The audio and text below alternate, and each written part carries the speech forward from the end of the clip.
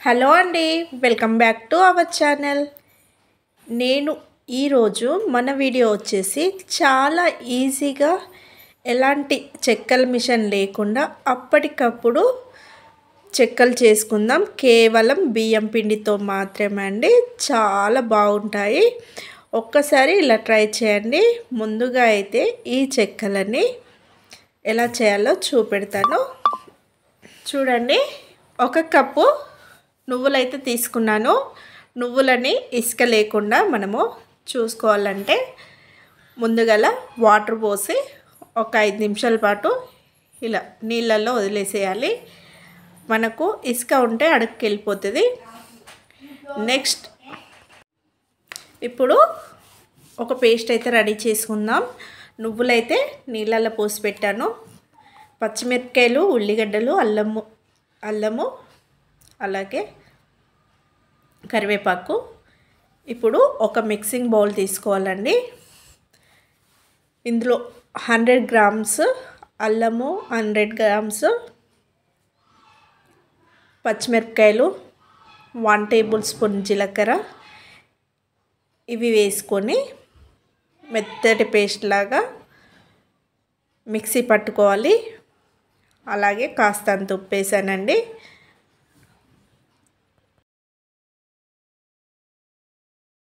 ఇప్పుడు ఇందులోనే ఒక 2 మీడియం సైజు ఉల్లిగడ్డలని చిన్న చిన్న ముక్కలుగా కట్ చేసుకొని ఈ మిక్సింగ్ బౌల్లో వేసుకొని మెత్తటి పేస్ట్లా పట్టుకోవాలి.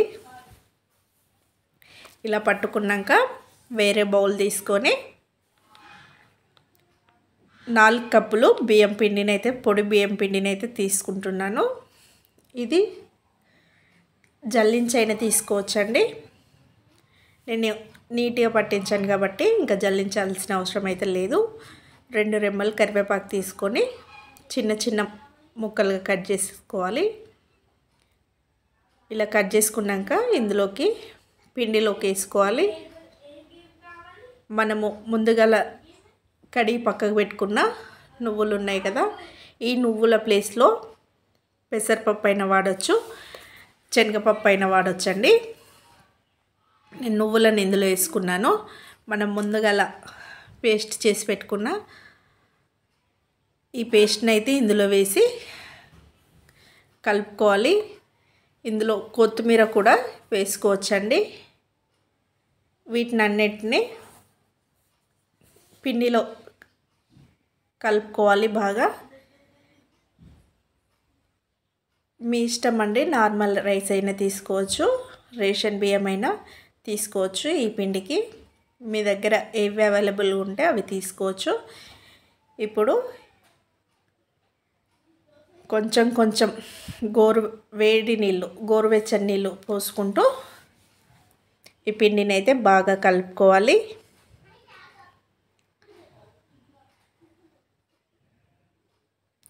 చూడండి, ఇక్కడ గంటెతోటి అయితే కలుపుతున్నాను. వేడి నీళ్ళు పోసుకొని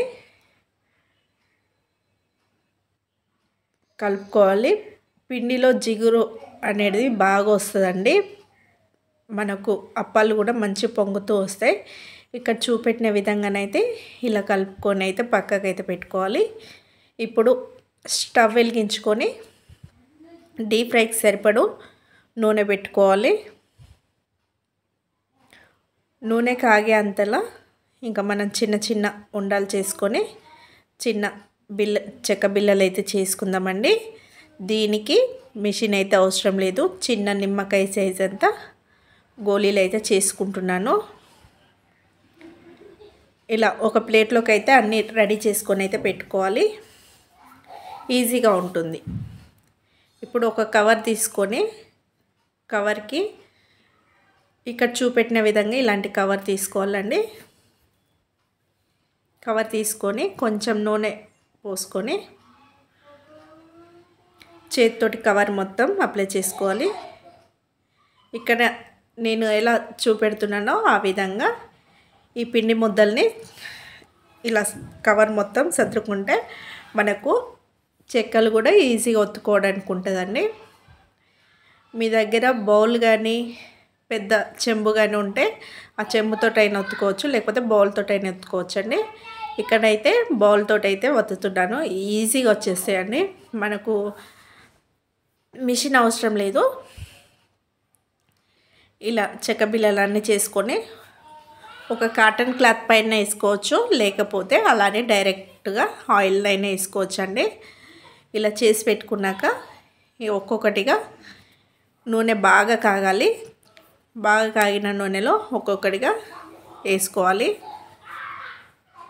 మనం చిన్నగా చేసుకున్నాం కాబట్టి బిళ్ళలు 10-15 వరకు కూడా వేసుకోవచ్చు.